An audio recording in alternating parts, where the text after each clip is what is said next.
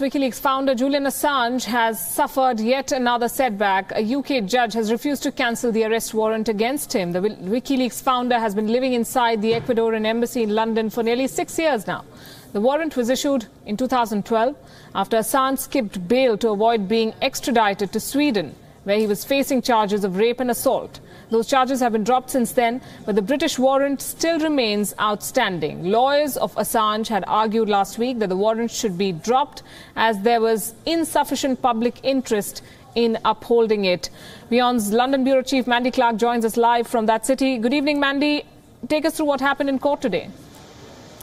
So this was a second application, really. The lawyer argued last week saying, look, it's past its point. It was all linked to this Swedish case. That has gone away. Really, it's time for this warrant to be dropped. The judge on that time disagreed with him. So it was probably an indication that she would disagree on different grounds. The judge then, his lawyer then reapplied, and he said, look, it's not in the British public interest to pursue it. Already £3.5 million have been spent trying to arrest Julian Assange because there was around-the-clock police presence around the Ecuadorian embassy for some time. Of course, that's been dropped. So a lot of money, taxpayer money, has been wasted trying to reach Julian Assange.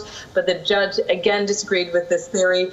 The crime of skipping bail is an issue, and she doesn't think he should have special privileges. So it remains. Julian Assange does not believe his safety is secured once he leaves, because his fear is that if he is arrested by the UK forces, he will be handed over to the US, who want him to face criminal charges with links to that Wikileaks documents.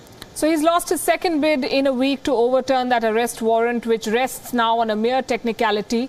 There are health concerns because he's been living inside the embassy premises for almost 6 years now. What next then for Julian Assange? Does he still have legal recourse? It seems like he has very little legal recourse. There isn't that around-the-clock police presence, so he could simply just walk out of the Ecuadorian embassy. But of course, he has a legal obligation to surrender himself to the police. He might not do that. He can't really leave the country because he will be stopped at the borders. So in many ways, it's up to him. He feels that the Ecuadorian embassy, for the minute, is the only safe haven for him because he does believe that he will be sent to the United States.